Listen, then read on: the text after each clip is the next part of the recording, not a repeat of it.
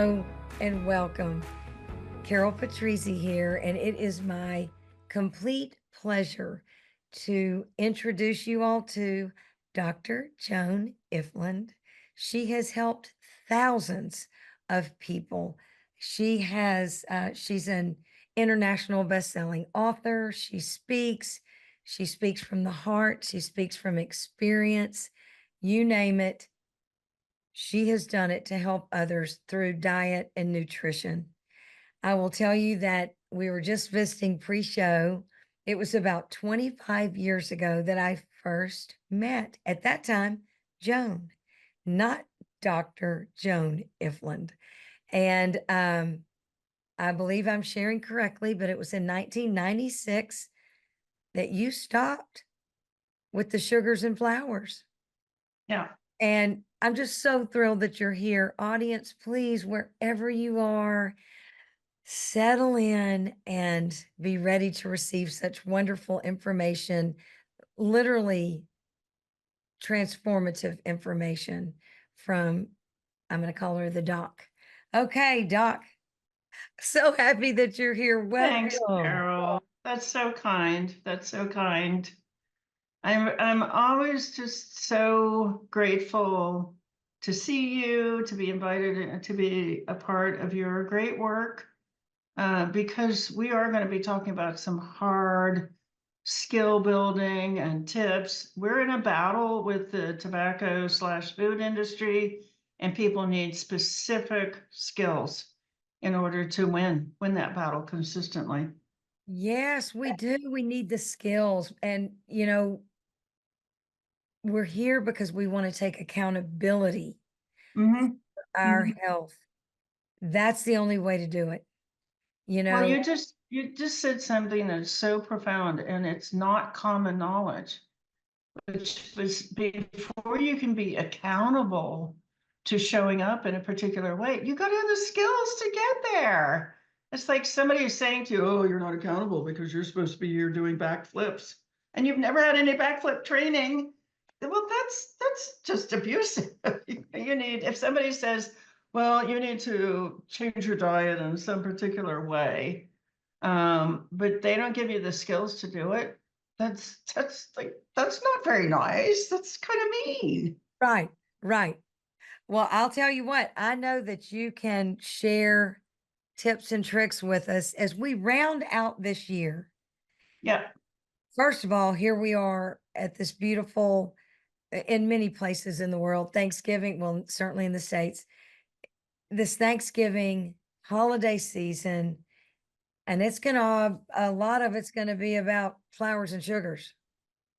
Yes. Yes. And so let's just start right there. Let's get some hardcore tips about getting through the holidays, because I love what you're saying. Let's round out the year powerfully. Let's finish strong so that we're sailing into 2025 with confidence, with clarity, with and compassion for ourselves.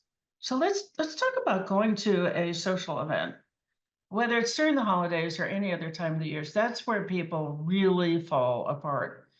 And it's because we're in this situation where we want to be accepted. We want to belong. We don't want to be rejected. We don't want somebody coming along like, "Well, aren't you eating like us?" There's a lot of fierce dynamics in a social situation. So let's talk about something really practical that people can do. Now, this is we teach 150 skills in our programs, but this is a really good concrete example. And I will say that you can work this, you can try this, and if it doesn't work, just up your support. Get around people for whom it is working. Get that natural drive to fit in, belong, be normal, be accepted. Get around people who do make this work. It'll work better. So let's get to the tip. Write a play. Write a play about how you start that play like the day before you're going to the event. I'm getting my clothes organized. I'm making the dish that I'm going to take. I'm thinking about clearly who I want to talk to there. and who I don't care about. I don't care. I'm going to this social event because it's the only time of the year that I see so and so, and we always have a meaningful conversation, and I love that. So you write down all what you're writing down when you're writing down, I'm going to wear this, I'm going to get in my car, it's going to be this time of day, the weather, look at the weather is going to be X, and I'm going to drive here. You write all, these are all triggers, these are all cues, but instead of being triggered into losing control, these are triggers that you're setting in your mind. There's a planning center in the brain to trigger you into control. You got the whole food industry over here working hard to trigger you into loss of control. They want you to eat all that stuff because it's just insanely profitable for them. You know, the food industry is like, I don't know, the last time I looked, $1.7 trillion a year. And then the medical industry wants you to eat it too, because the medical industry is now a $4.5 trillion a year industry. So, well, how do they do this? Well, they set triggers. They set signals. And you're like, your signal is like the holiday ads where people are drinking bad stuff, harmful stuff, and are eating. And all of those images are in our brains. You're talking about neuroscientists putting together these ads that trigger dopamine. So you associate this destructive product in the ad with something pleasurable. Well, you can do that too. You can do that too. And it's called writing a play. So you're And setting the triggers, you're setting the signals. I know this is me getting in the car going to this party. That is a signal that I have control because I've written the rest of the play. When I get there, I put my dish in the living room because it's the only safe thing to eat there. And I stay in the living room. And yes, I'm participating. Everybody's eating. I'm eating too, but I'm eating the stuff that I brought. And I'm not asking the host to do anything extra for me, but I'm also not going in that room where that buffet is, you know, the groaning table.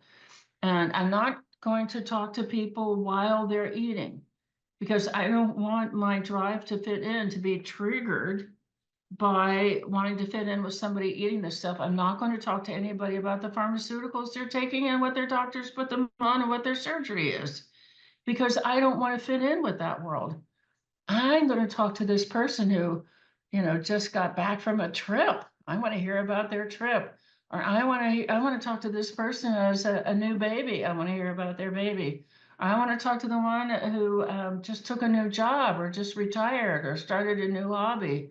People who are doing creative things, people who are confident about their lives, people who are curious about life.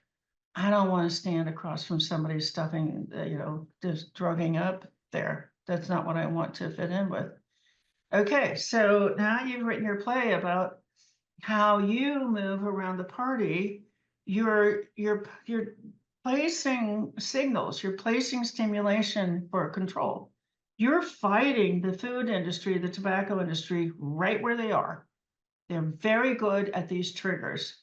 They're very good at releasing dopamine and then associating the pleasure of the dopamine with their sick products. It's just nasty.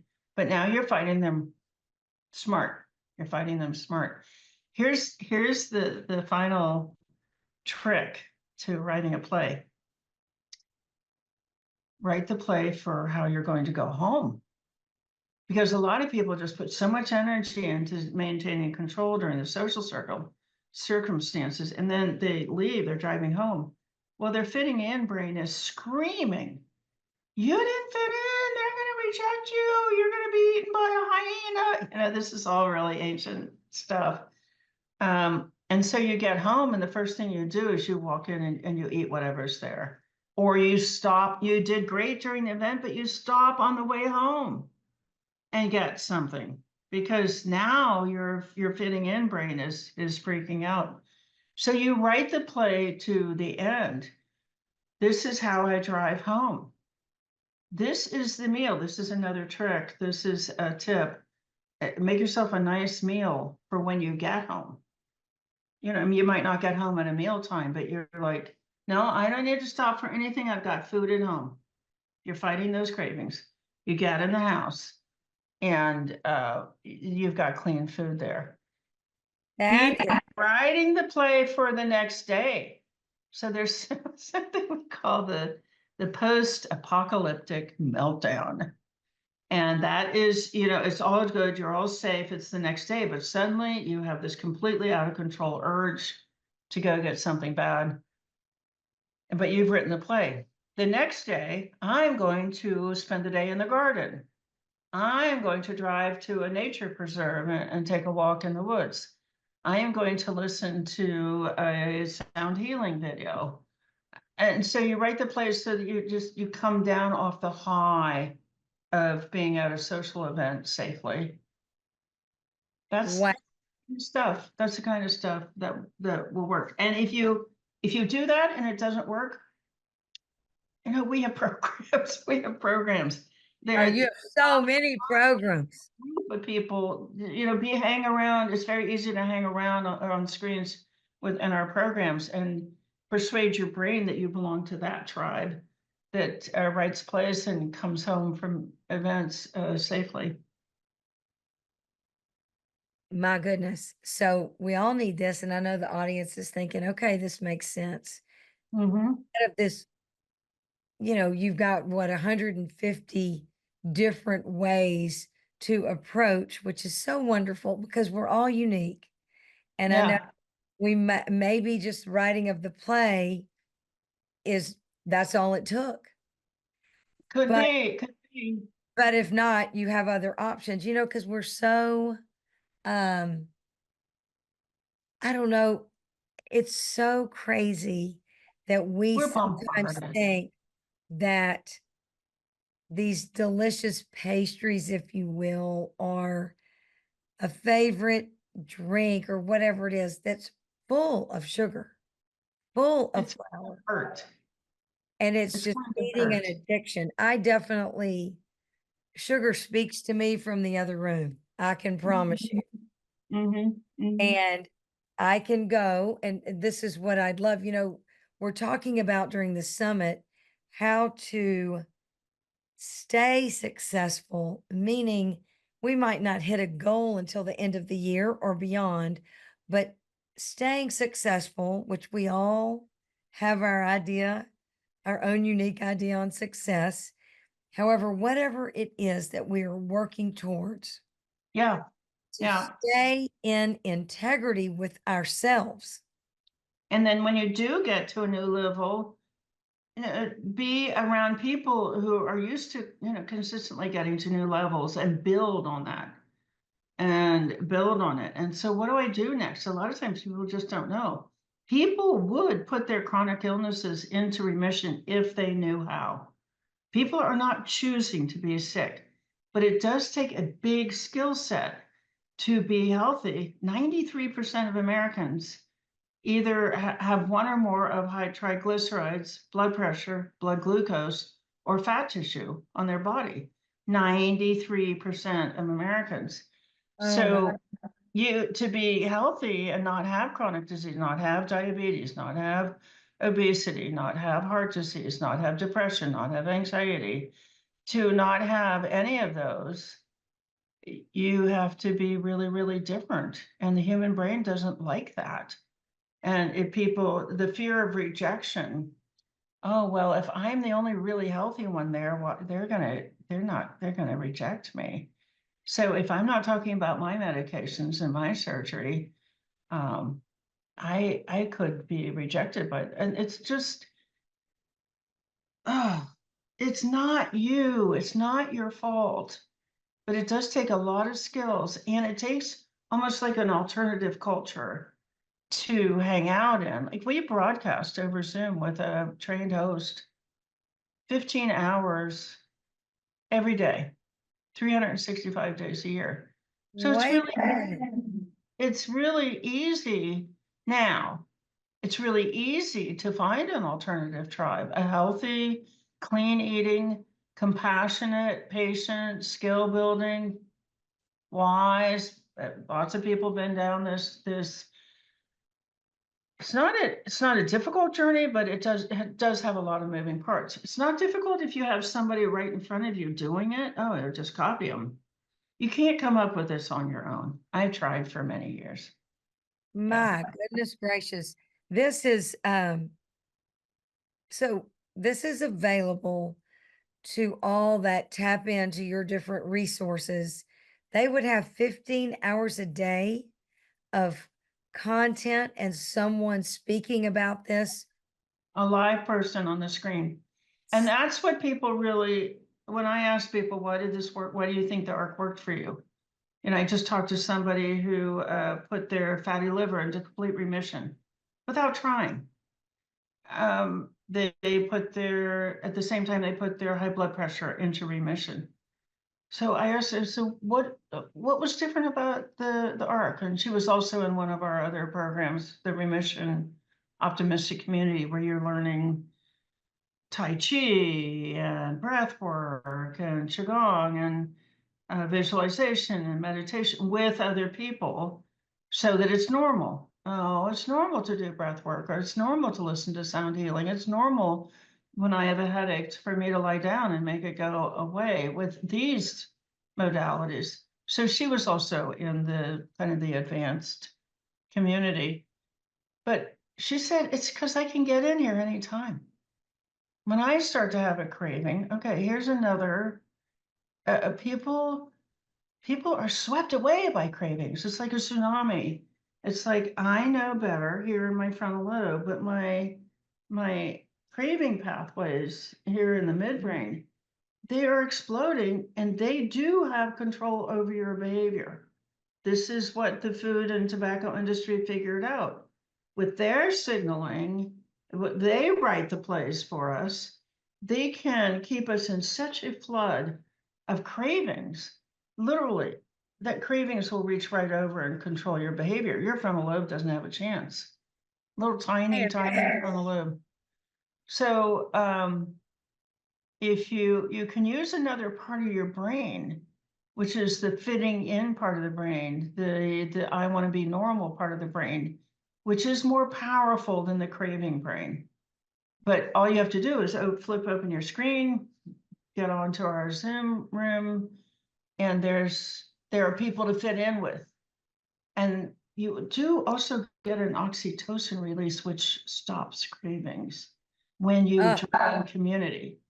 Most people, it's just they're washed away periodically through the day by cravings. But now we have a really easy way to stop a craving. Flip open your screen. There's nothing live going on because that 15 hours is in blocks around the clock.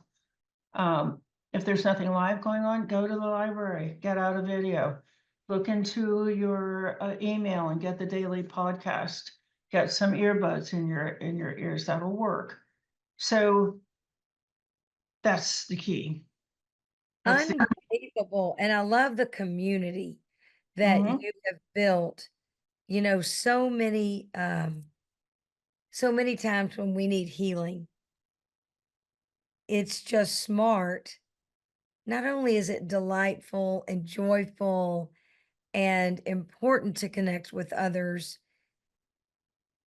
just knowing that others are walking the same road. This is it. This is it. You just put your finger right on the most important thing.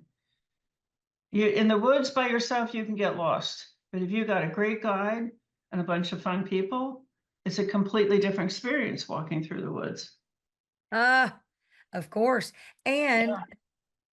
the number one for me, the number one difference in the experience is that I feel safe.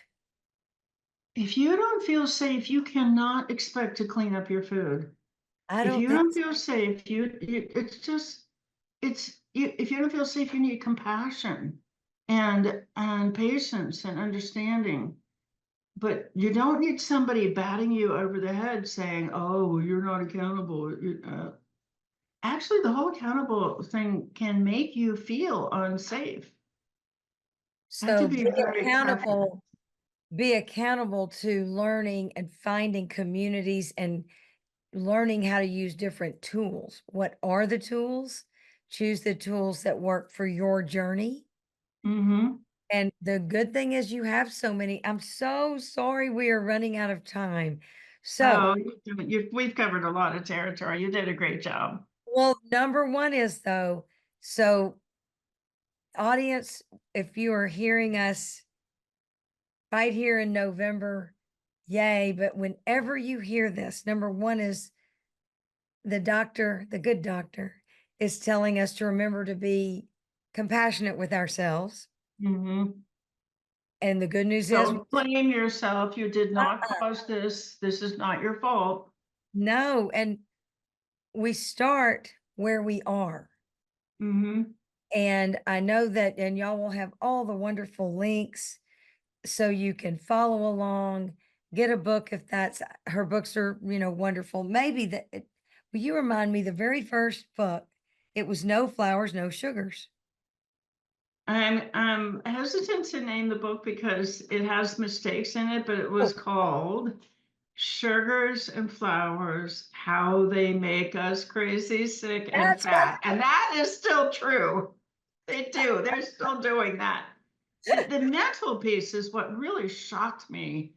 I've been in this now, in January, it'll be 29 years. It started in 1996. But that's what got me into this field is my raging stopped. I stopped yelling at my family. My blood glucose was stable, my adrenaline was normal, and my feel-good pathways were opening up. And I had no idea that I was yelling at them as a chemical reaction to processed foods. Well, So, right yeah, there, I know anyone and everyone in the audience is either thinking, "Oh my gosh, is that what does that to me?" Or, "Oh my goodness, that must be what's going on with such and so such." and so. Hmm. And whether that's a gift you give them or however that goes, let's all learn more, have a better understanding, talk to the good doctor, and Yeah, figure thank out you. ways to share this information to help healing. Just think about it. Are you a rager? Do you know a rager? Is there a rager in your home? Because it is not their fault. It's not their fault, and you can start to. We do also have what we call the FARA training, Food Addiction Recovery Advocate training, where people can learn how to work with an addicted person. People can learn how to talk to them so they don't shut down. People can learn how to connect with them so that they can stay walking together. People can learn how to engage them, how to build them up, how to build their skills. Um, because you just can't do this. You can't look at somebody and say, stop eating sugar and flour. Right. I told you, stop. No, you just have now traumatized them because they don't have the skills to stop eating sugar and flour. Oh my goodness gracious. I can't wait till our next conversation. I know the audience can't wait to get the information in order to contact you and check out this amazing community. Mm-hmm. Uh, I do hope that you, doctor, and all in the audience, if you're in the States, have just a beautiful Thanksgiving. All of you outside the States, we are grateful for you. And we pray this is a beautiful time of thanks for you and your loved ones. Let's come back here with the doctor. Gather your questions, check out the information. Let's dive deeper. Let's be healthier on every level. And this Yeah. is a good place to start. Can I just offer your audience a ray of hope? Yes, please. I wish you would. We have been awarded a patent for our method. Wow. And the reason I bring that up is because what we are doing is radically different. It's so different that in spite of thousands of weight loss programs and thousands of, medical procedures, the patent office looked at what we're doing and they said, nobody else is doing this. You get a patent. So have hope. There are other ways to deal with diabetes and infertility. Infertility is an inflation and inflammation issue, and Alzheimer's and dementia and joint pain and fatigue. There are other ways to deal with it that are a lot more fun. They're a lot more fun. A lot more fun. And oh, we're all so over big pharma. Thank you. I just loved being here with you. Yes, and everyone follow along. There are many ways to follow the doctor. And like she said, let's have hope. Mm-hmm. And let's all go write a play for this coming up holiday. Mm-hmm. Anybody that has an event at all, let's give that a try and see if we do well, if we at least do better, and let's support one another into a healthy next year. All Thank you. right. Thanks, Carol. Oh my goodness, I loved it.